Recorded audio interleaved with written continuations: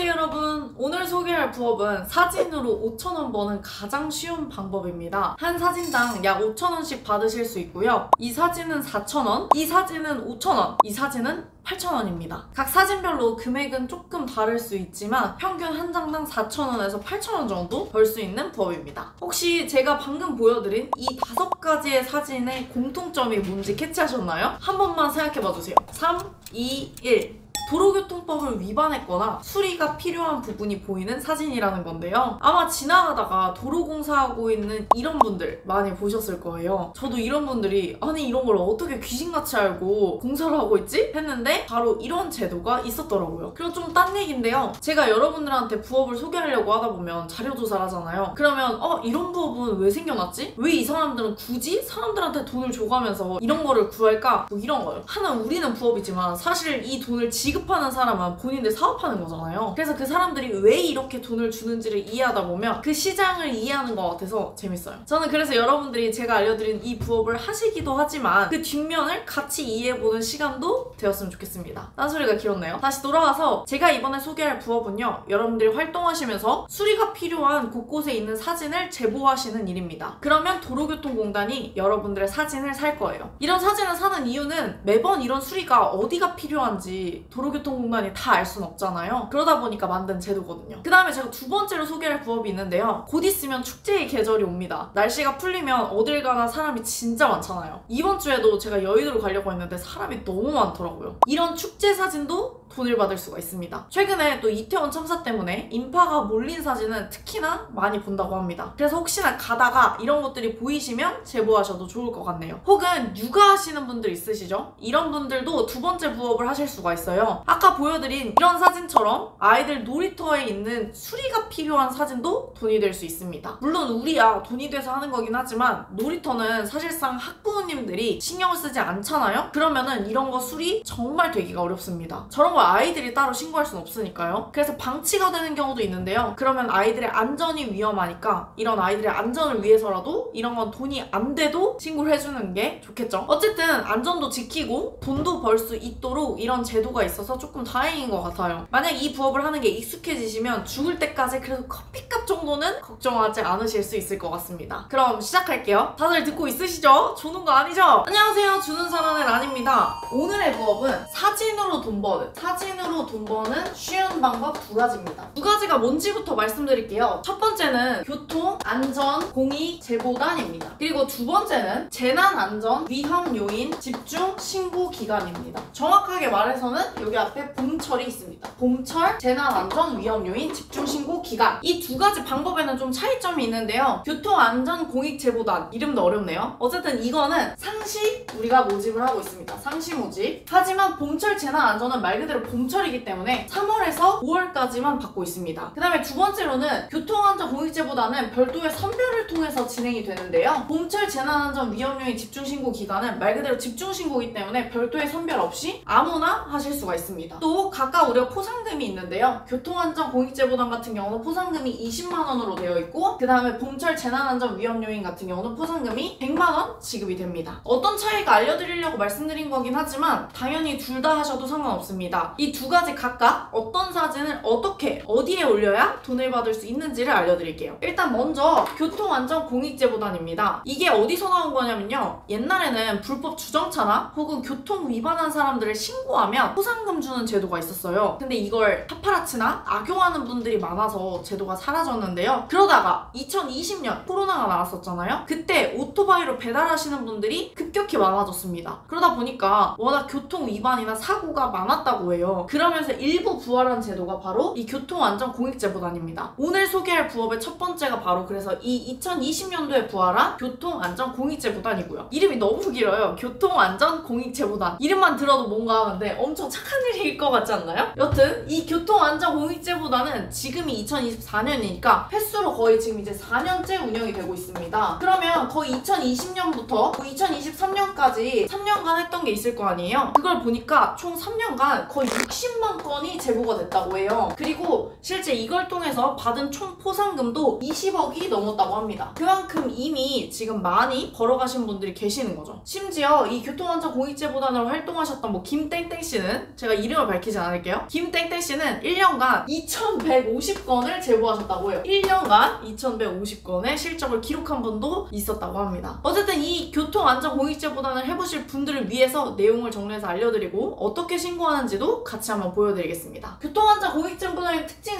일단 첫 번째, 1인당 매월 20건씩 할 수 있습니다. 1인당 매월 20건씩. 한 명이 너무 많이 신고는 못하게 막아놨어요. 물론 1년에 2150건을 신고하신 분도 있지만 지금은 현재 매월 20건까지밖에 못합니다. 아까도 말씀드렸지만 이전에 파파라치가 너무 기생했기 때문인데요. 신고 최대 건수는 조금씩 다르지만 2024년도 기준으로는 지금 매월 20건씩만 가능합니다. 그리고 한 건당 보통 평균 4,000원에서 8,000원 정도 받으신다고 생각하시면 될 것 같아요. 이거 계산해보면 8,000원으로 매월 20건을 받으면 총 얼마죠? 최대 16만원 정도 받을 수가 있으신 거죠. 해마다 월 최대 받을 수 있는 한도가 지금 변경되고 있는데요. 2024년도 기준으로는 이렇습니다. 금액은 한 달치를 모아서 한 번에 지급이 되고요. 수익 인증해주신 분 중에는 2021년부터 활동하셔서 처음에 2, 3만원 정도 해보시다가 2022년에 열심히 활동하셔서 최대 19만 9천원까지도 받으셨다고 합니다. 물론 지금은 최대 한도가 좀 바뀌었지만요. 1년에 최대로 받을 수 있는 포상금은 한 달에는 16만원이고요. 1년에는 272만원입니다. 물론 지금은 3월이니까 지금부터 시작하신다고 하면 272만원이 최대는 안 되겠지만 1년 최대 금액도 정해져 있다는 점 참고해 주시고요. 두 번째는 아까 포상금 제도가 있다고 했는데요. 정확한 명칭은 우수활동자입니다. 우수활동자에게는 20만원이 지급된다고 해요. 이 우수활동자라는 건 매월 꾸준히 활동하시는 것, 그리고 의미 있는 신고를 하시는 것, 이런 분들이 우수활동자가 되는데요. 이 우수활동자를 꽤 많이 선별을 합니다. 3개월에 한 번씩 100명을 뽑는데 이때 선정되시면 이 지금 기존에 받았던 금액과 별도로 20만원을 더 받을 수 있습니다. 세 번째, 제출 방식을 보겠습니다. 제출을 하실 때에는 사진으로 제출하시면 되는데요. 근데 그렇다고 우리가 지나가다가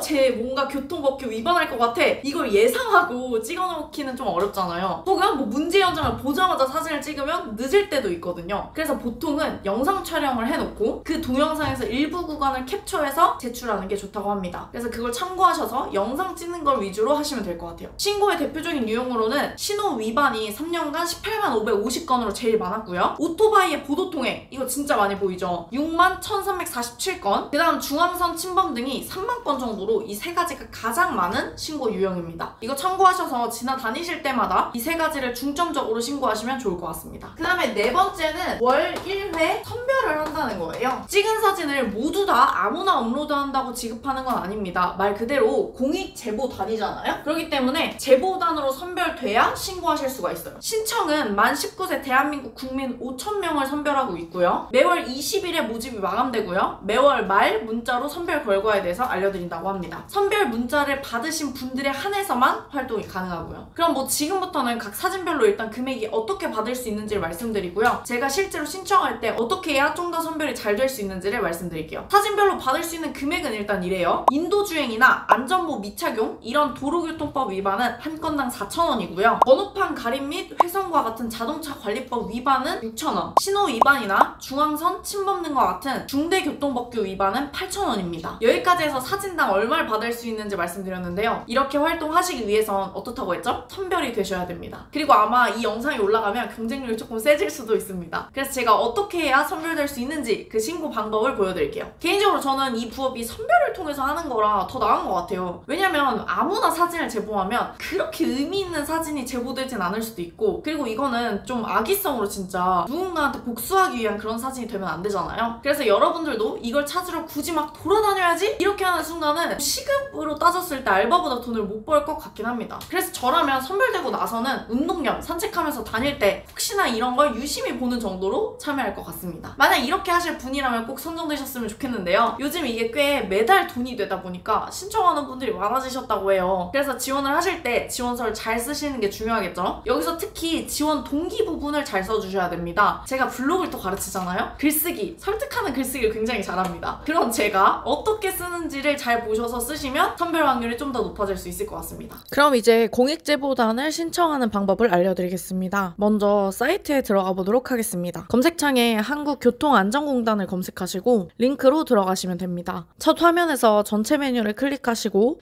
소식 정보, 그 다음에 알림마당, 그 다음 공지사항을 클릭하시면 많은 글들이 보이는데요. 제목에서 2024년 교통안전 공익제보단 모집 안내를 찾아서 클릭하시면 됩니다. 게시물을 클릭하시면 앞에서 말씀드린 제보단 내용에 관해 적혀있고 지원 방법은 링크 혹은 QR코드 2가지 방법이 있는데요. 편하신 대로 하시면 됩니다. 선발 기준은 지원 동기 등을 고려해서 선발한다고 하네요. 당연히 지원 동기를 열심히 써야겠죠? 자, 그럼 신청해 보겠습니다. 저는 PC로 하고 있기 때문에 링크로 바로 들어가 보겠습니다. 링크를 클릭하니까 모집 안내 포스터가 나와 있습니다. 천천히 한번 읽어보시면 좋을 것 같고요. 제가 이미 말한 내용들이 여기에 다 적혀 있습니다. 오늘 신청하면 월말 SMS를 통해서 선발 결과를 알린다고 하네요. 포상금 안내와 신고 실적을 제출하는 방법도 구체적으로 나와 있습니다. 아래로 쭉 내리시면 1번부터 쭉 적으시면 되는데요. 성명, 연락처, 주민등록번호, 주소 등 적혀있는 사항 그대로 적어주시면 됩니다. 은행과 계좌번호는 신청자 본인 명의로 적어주셔야 정상적으로 입금을 받을 수 있습니다. 가입 지역본부는 위에 적힌 여러분의 주소 있잖아요. 그 주소와 동일한 지역본부를 찾아서 클릭하시면 되고요. 이어서 이메일도 본인 이메일로 적어주시면 됩니다. 그 다음은 이제 지원 동기 등 활동 계획인데요. 선발 기준에서 지원 동기 등을 고려해서 선발한다고 했기 때문에 이 부분을 가장 열심히 쓰셔야 됩니다. 일단 저는 이런 식으로 쓰려고요.